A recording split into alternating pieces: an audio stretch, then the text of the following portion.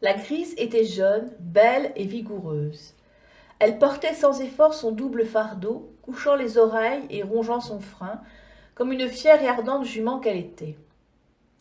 En passant devant le pré long, elle aperçut sa mère, qui s'appelait la vieille Grise, comme elle la jeune Grise, et elle hennit en signe d'adieu. La vieille Grise approcha de la haie en faisant résonner ses enferges, essaya de galoper sur la marge du pré pour suivre sa fille. Puis, la voyant prendre le grand trot, elle hennit à son tour et resta pensive, inquiète, le nez au vent, la bouche pleine d'herbe qu'elle ne songeait plus à manger. Cette pauvre bête connaît toujours sa progéniture, dit Germain pour distraire la petite Marie de son chagrin. Ça me fait penser que je n'ai pas embrassé mon petit Pierre avant de partir. Le mauvais enfant n'était pas là. Il voulait, hier au soir, me faire promettre de l'emmener, et il a pleuré pendant 1 heure dans son lit. Ce matin encore, il a tout essayé pour me persuader. Oh, qu'il est adroit et câlin, mais quand il a vu que ça ne se pouvait pas, monsieur s'est fâché. Il est parti dans les champs, et je ne l'ai pas revu de la journée. Moi, je l'ai vu, dit la petite Marie en faisant un effort pour rentrer ses larmes. Il courait avec les enfants de Soulas du côté des Tailles, et je me suis bien douté qu'il était hors de la maison depuis longtemps, car il avait faim et mangeait des prunelles et des mûres de buisson. Je lui ai donné le pain de mon goûter et il m'a dit « Merci, ma Marie mignonne. Quand tu viendras chez nous, je te donnerai de la galette. » C'est un enfant trop gentil que vous avez là, Germain. Oui, qu'il est gentil, reprit le laboureur. Et je ne sais pas ce que je ferais pas pour lui. Si sa grand-mère n'avait pas eu plus de raison que moi, je n'aurais pas pu me tenir de l'emmener, quand je le voyais pleurer si fort que son pauvre petit cœur en était tout gonflé. Eh bien, pourquoi ne l'auriez-vous pas emmené, Germain? Il ne vous aurait guère embarrassé. Il est si raisonnable quand on fait sa volonté. Il paraît qu'il aura été de trop, là où je vais.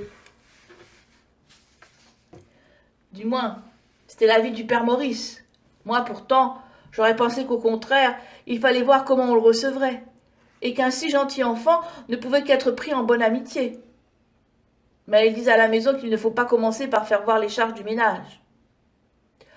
Ah, je ne sais pas pourquoi je te parle de ça, petite Marie. Tu n'y comprends rien. Si fait, Germain, je sais que vous allez vous marier.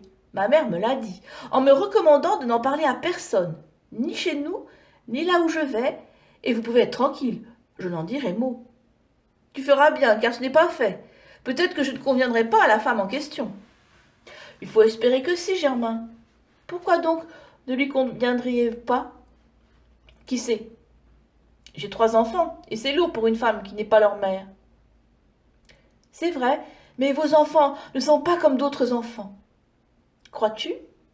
Ils sont beaux comme des petits anges, et si bien élevés qu'on n'en peut pas voir de plus aimables. Il y a Sylvain, qui n'est pas trop commode. Il est tout petit, il ne peut pas être autrement que terrible, mais il a tant d'esprit. Ah, c'est vrai qu'il a de l'esprit et un courage. Il ne craint ni vache ni taureau, et si on le laissait faire, il grimperait déjà sur les chevaux avec son aîné. Moi, à votre place, j'aurais amené l'aîné. Bien sûr, ça vous aurait fait aimer tout de suite d'avoir un enfant si beau. Oui, si la femme aime les enfants, mais si elle ne les aime pas. Est-ce qu'il y a des femmes qui n'aiment pas les enfants? Pas beaucoup, je pense, mais enfin, il y en a, et c'est là ce qui me tourmente. Vous ne la connaissez donc pas du tout, cette femme? Pas plus que toi, et je crains de ne pas la mieux connaître après que je l'aurai vue. Je ne suis pas méfiant, moi. Quand on me dit de bonnes paroles, j'y crois, mais j'étais plus d'une fois à même de m'en repentir, car les paroles ne sont pas des actions. On dit que c'est une fort brave femme. Qui dit cela? Le père Maurice? Oui, votre beau-père. C'est fort bien, mais il ne la connaît pas non plus. Eh bien, vous la verrez tantôt, vous ferez grande attention, et il faut espérer que vous ne vous tromperez pas, Germain. Tiens, petite Marie, je serais bien aise que tu entres un peu dans la maison avant de t'en aller tout droit aux ormeaux. Tu es fine, toi, tu as toujours montré de l'esprit, et tu fais attention à tout. Si tu vois quelque chose qui te donne à penser, tu m'en avertiras tout doucement. Oh non, Germain, je ne ferai pas cela, je craindrais trop de me tromper. Et d'ailleurs, si une parole dite à la légère venait à vous dégoûter de ce mariage, vos parents m'en voudraient. J'ai bien assez de chagrin comme ça, sans en attirer d'autres sur ma pauvre chère mère. Comme il devisait ainsi, la Grise fit un écart en dressant les oreilles.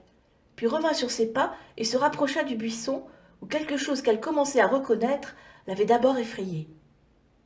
Germain jeta un regard sur le buisson et vit dans le fossé, sous les branches épaisses et encore fraîches d'un têteau de chêne, quelque chose qu'il prit pour un agneau. « C'est une bête égarée, dit-il, ou morte, car elle ne bouge pas.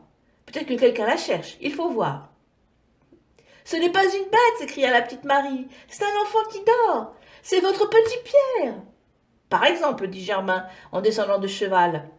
Voyez ce petit garnement qui dort là, si loin de la maison, et dans un fossé, où quelques serpents pourraient bien le trouver. » Il prit dans ses bras l'enfant qui lui sourit en ouvrant les yeux et jeta ses bras autour de son cou en lui disant « Mon petit père, tu vas m'emmener avec toi !»« Ah oui, toujours la même chanson. »« Que faisiez-vous là, mauvais Pierre ?»« J'attendais mon petit père à passer, dit l'enfant. Je regardais sur le chemin et à force de regarder, je me suis endormi. »« Et si j'étais passé sans te voir, tu serais resté toute la nuit dehors et le loup t'aurait mangé. »« Oh, je savais bien que tu me verrais, répondit petit Pierre avec confiance. »« Eh bien, à présent, mon Pierre, embrasse-moi, dis-moi adieu et retourne vite à la maison si tu ne veux pas qu'on soupe sans toi. »« Tu ne veux donc pas m'emmener ?»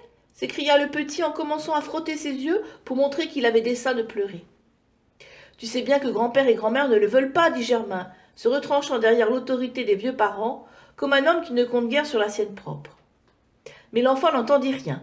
Il se prit à pleurer tout de bon, disant que puisque son père emmenait la petite Marie, il pouvait bien l'emmener aussi. On lui objecta qu'il fallait passer les grands bois, qu'il y avait là beaucoup de méchantes bêtes qui mangeraient les petits enfants, que la grise ne voulait pas porter 3 personnes, qu'elle l'avait déclaré en partant, et que dans le pays où l'on se rendait, il n'y avait ni lit ni souper pour les marmots. Toutes ces excellentes raisons ne persuadèrent point petit Pierre. Il se jeta sur l'herbe, s'y roula, en criant que son petit père ne l'aimait plus, et que s'il ne l'emmenait pas, il ne rentrerait point du jour ni de la nuit à la maison. Germain avait un cœur de père aussi tendre et aussi faible que celui d'une femme. La mort de la sienne, les soins qu'il avait été forcé de rendre seul à ses petits, aussi la pensée que ces pauvres enfants sans mère avaient besoin d'être beaucoup aimés, avaient contribué à le rendre ainsi, et il se fit en lui un si rude combat, d'autant plus qu'il rougissait de sa faiblesse et s'efforçait de cacher son malaise à la petite Marie, que la sœur lui en vint au front et que ses yeux se bordèrent de rouge, prêts à pleurer aussi. Enfin, il essaya de se mettre en colère, mais en se retournant vers la petite Marie comme pour la prendre à témoin de sa fermeté d'âme, il vit que le visage de cette bonne fille était baigné de larmes, et tout son courage l'abandonnant, il lui fut impossible de retenir les siennes, bien qu'il grondât et menaçât encore. « Vrai, vous avez le cœur trop dur, lui dit encore la petite Marie. Et pour ma part, je ne pourrai jamais résister comme cela à un enfant qui a un si gros chagrin. Voyons, Germain, emmenez-le. Votre jument est bien habitué à porter 2 personnes et un enfant, à preuve que votre beau-frère et sa femme, qui est plus lourde que moi de beaucoup, vont au marché le samedi avec leur garçon sur le dos de cette bonne bête.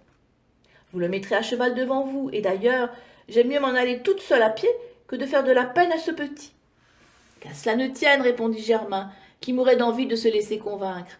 La grise est assez forte et en porterait 2 de plus s'il y avait place sur son échine.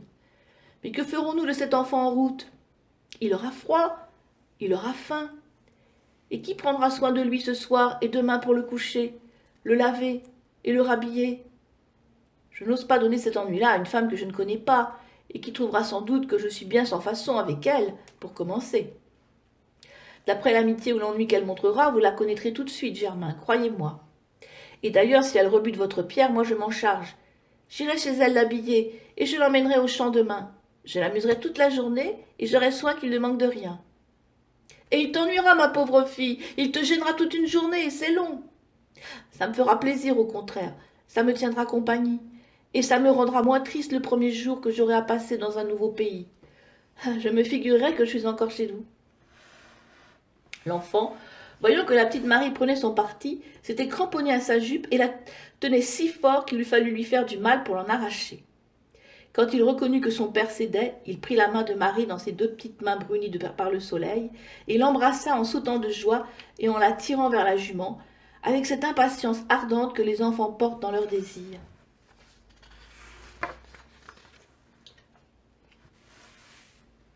« Allons, allons, dit la jeune fille en le soulevant dans ses bras. Tâchons d'apaiser ce pauvre cœur qui saute comme un petit oiseau.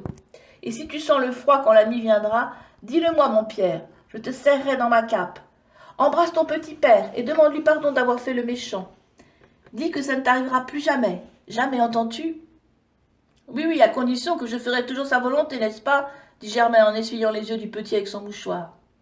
Ah, Marie, vous me le gâtez, ce drôle-là. Et vraiment, tu es une trop bonne fille, Marie. Je ne sais pas pourquoi tu n'es pas entrée bergère chez nous à la Saint-Jean dernière. Tu aurais pris soin de mes enfants, et j'aurais mieux aimé te payer un bon prix pour les servir que d'aller chercher une femme qui croira peut-être me faire beaucoup de grâce en ne les détestant pas. Il ne faut pas voir comme ça les choses par le mauvais côté, répondit la petite Marie, en tenant la bride du cheval, pendant que Germain plaçait son fils sur le devant du large bât garni de peau de chèvre. Si votre femme n'aime pas les enfants, vous me prendrez à votre service l'an prochain, et soyez tranquille, je les amuserai si bien qu'ils ne s'apercevront de rien.